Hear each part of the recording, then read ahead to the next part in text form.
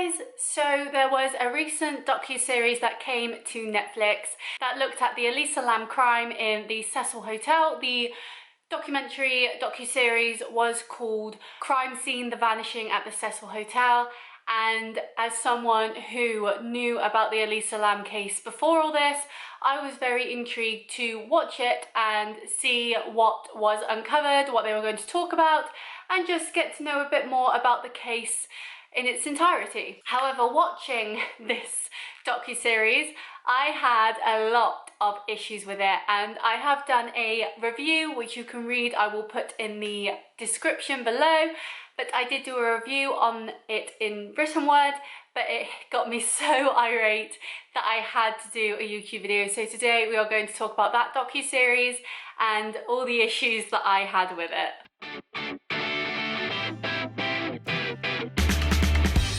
So just for a bit of backstory, Elisa Lam was a tourist that came to America from Vancouver, and she went missing in Los Angeles, and the hotel that she was staying at was the Cecil Hotel, which is a notorious hotel that is in Skid Row, which is where all the homeless people go. The lesser well-off people, if you will, they're the people that there's a lot of drugs issues there, prostitution, crime rate, murder, all that sort of stuff. And she went to this hotel because it was cheap, and apparently at this time a lot of tourists would go to this hotel because it was so cheap.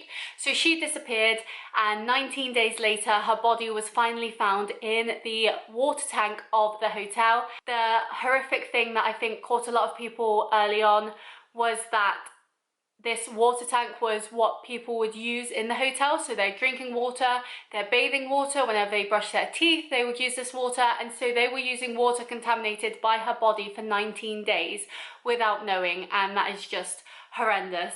And the second thing that came out that really shook a lot of people with this case was the lift video. Now, the lift video, or elevator video if you're not from England, is a video which was the last known sighting of her, acting just very mysteriously. She was hitting a lot of the buttons, she was acting weird, moving weird, and no one could really understand why. And so a lot of big conspiracies started out from this video, and when she was then found dead in the water tank, a lot of other theories came up about what was she doing in the lift. Was she hiding from someone? Was she fleeing from someone? Was she murdered? I do recommend, if you want to know more, go watch the documentary, or I'm sure there's plenty of other documentaries you can find on YouTube. But yeah, I had a lot of issues with this one. So there's the backstory if you needed to know, and now I'm actually going to talk about the docuseries. What are my issues with the docuseries? And my number one is YouTubers mainly. Now, as I said, this case brought up a lot of conspiracy theories. A lot of people wanted to know what happened to her, and even when the news broke of the assumption that happened to her, a lot of people didn't want to believe it because it did not fit their narrative. Now, in this series, they talked to a lot of internet sleuths, as they like to call themselves, a lot of internet conspiracy theorists who looked into Elisa Lam's case, and a lot of them seemed to get very overly connected to her, and a lot of them did seem to think that they were her friend despite never having met her, and in my opinion using her death for their own YouTube fame. Now let me get into that. Everyone loves conspiracy theories because they bring a different aspect and a different look at cases that you think are cut and dry. There's always different things that people can think of. There's different ways that things could have happened, and sometimes people don't want to believe the true story that we are told by the police. And so people make up their own theories about everything, literally everything. You Google conspiracy theory, you'll find hundreds, ranging from the mediocre to the downright insane. I want to preface this by saying I used to love watching conspiracy theories. Conspiracies were something that I could spend hours and hours looking at, researching, and I questioned everything and I loved it. But my issue with looking at the conspiracy theories on this case, and any crime case really, is this case involves a person. There is a family out there who lost their daughter far too young in a way that could have easily been avoided. They lost a loved one, and suddenly hundreds of people online are speculating about their daughter's disappearance before they even knew she was dead. They were probably holding out hope that she would be found, and yet all these conspiracy theorists were saying that she was running from someone, she was hiding from someone, she was fleeing, she was scared. Do you want to think that your own flesh and blood's last moments were with despair and upset and not a happy experience. That's what these conspiracy theorists were putting into the heads of her family members, possibly. You know, like, they might have seen these theories and thought, how horrible must that experience for Elisa have been? And I think my big issue with it is a lot of these YouTubers and internet sleuths and whatever else banked in on this case and gained their own notoriety from it. A lot of these people, it seemed, mainly talked about her case. They really went in depth with everything about her case, and so they would have been able to produce hundreds and hundreds of videos or blogs or whatever just about it, and thus gaining their own fame and notoriety too.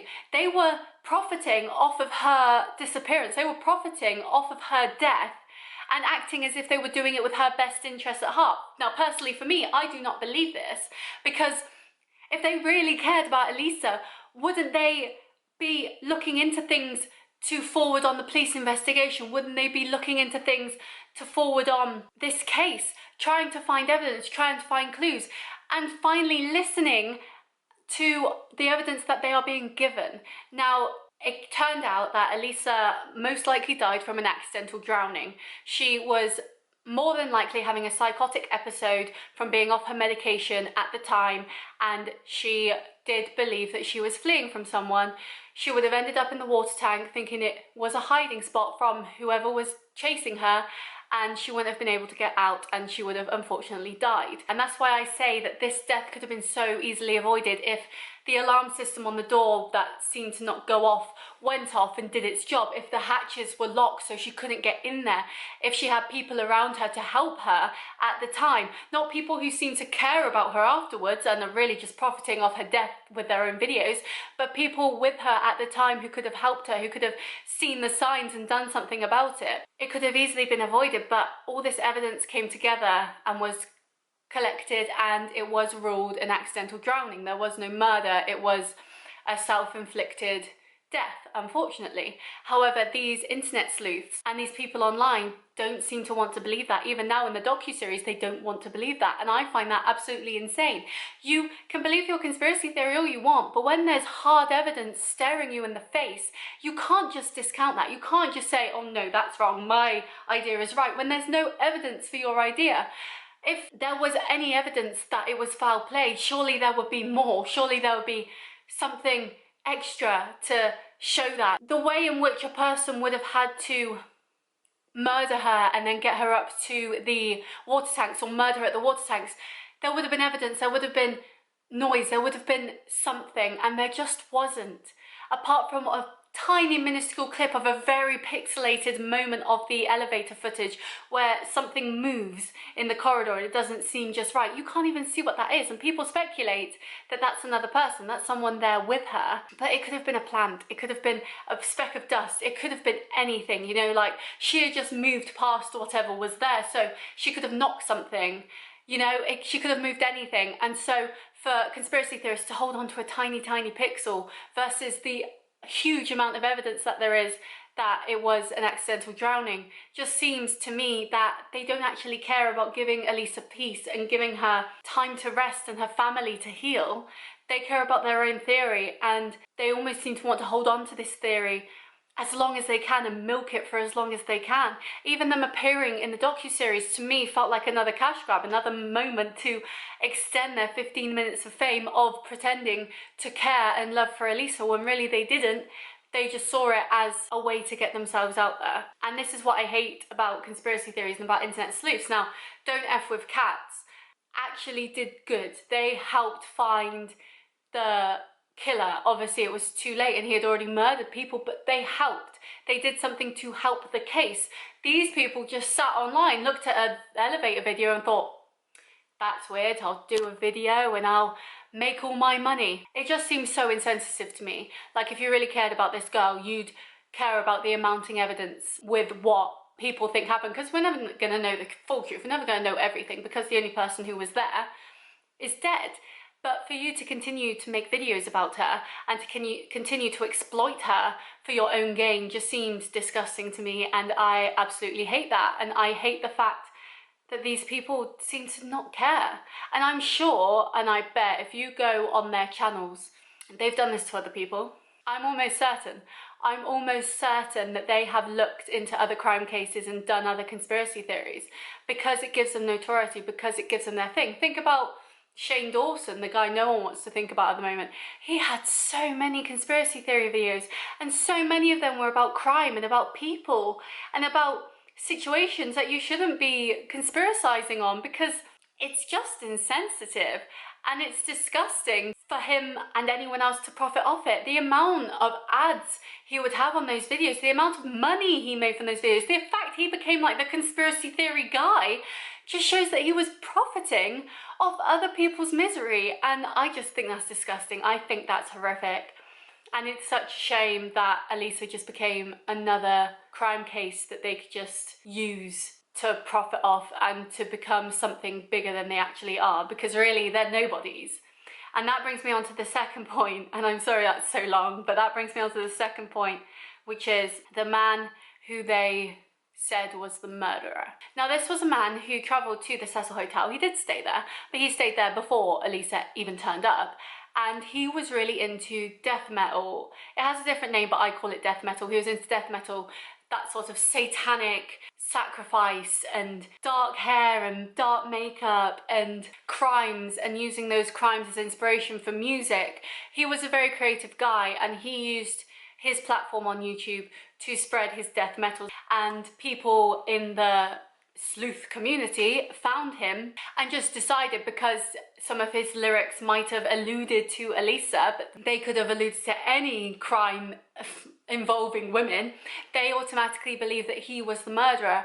And it got so far that the actual FBI turned up at his door to like question him about it, even though he wasn't even there and he had nothing to do with it, and he was just a creative guy. And in my review I actually mentioned that he used crime to gain his own notoriety with his music.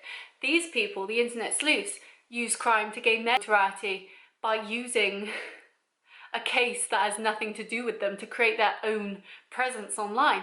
They're two sides of the same coin. They're doing it in two different ways, sure, but they're doing the exact same thing. They're both profiting off of crimes that they should have nothing to do with. And so because they believed that he was the murderer, obviously the FBI came to his door, he lost his YouTube channel, he lost all his social medias, everything was shut down. And he's even lost his creative outlet of what he enjoys doing. He doesn't want to make music anymore because they've tarnished it for him, and that is just disgusting. And I do not understand how they were able to get away with it, and how they were able to even chat about it in such a positive way in the docuseries. Like, that is not a positive thing, to frame someone for something that was deemed not even a murder in the first place. It's shocking that they thought that that was okay, because it's not. It's not okay, simply. Now, of course, this guy did play into it a bit. He did a whole video talking about how he was innocent, but he used a voice changer. He had a mask on that was scary to certain people. You know, he played into this role of the villain, but then he was just getting his 5 minutes of fame too from it. Like, they're profiting off her death. He's now profiting off her death. Are they really so different? Like, it's insane how much people hold the high ground when they're just as in the wrong as everyone else that they're accusing. In the end of the series, they talk about the actual hotel where the crime happened, and how crime tourists, or like death tourists or whatever they're called, have gone to the hotel to explore it, and how they feel that it's haunted, or how they feel that there's a weird presence about it. But like, it's in Skid Row. It's in the homeless area of Los Angeles. It's a place that people who aren't in the best situation can go and stay at a reduced rate. It's a place that don't seem to bat an eyelid over the fact that people do drugs there and do crime and solicit prostitutes. It's a place that lets people get away with that. So of course it's going to have bad omens. Of course it's going to feel a bit off to you from your middle class privilege, because you're not normally around these people who need help, who need support, who need someone there to advise them in the right direction. You're not around those people. You're around people like you, who profit off of other people's misery. And no wonder it's going to have a bit of a rap as a bad place if people who are down and out go there, because they're going to be the sort of people who don't care anymore. They don't care what people think of them. They don't care what they do, and if they can get away with it, they're going to. The Night Stalker was there. That was where he stayed. There's been countless crimes committed there. There's been countless stuff going on there. And yet because you heard about Elisa Lam and she's getting you your notoriety, now you care. Surely you should care about these people. These people need help, they need a place to stay, and they found a place to stay that will take them, which is very hard to get, and you're just profiting off that. So yes, there are bad omens. There is a bad feeling at the Cecil Hotel, and not because it's haunted or because of ghosts or because of this, that, the other. It's because people that you don't understand end up there. It's their last hope, it's their last place. And you should respect that more. That's the disgusting thing. These people just don't respect it. They go there and they overplay it and they do all this, that and the other and be like, oh, this is where she was last seen, and oh, this is where she died. Why are you profiting off this? Why are you acting up? I think it's disgusting. Why are you acting up to the camera? Why are you playing up to all this, that and the other? I think it's horrific. And even now people still do it, and I just think it's wrong. And my last point, and the one that probably matters, while it does matter the most, is, does anyone actually care about Elisa?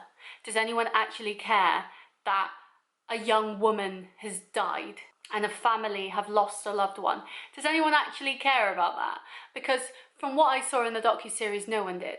No one seemed to connect with Elisa. No one cared about the family.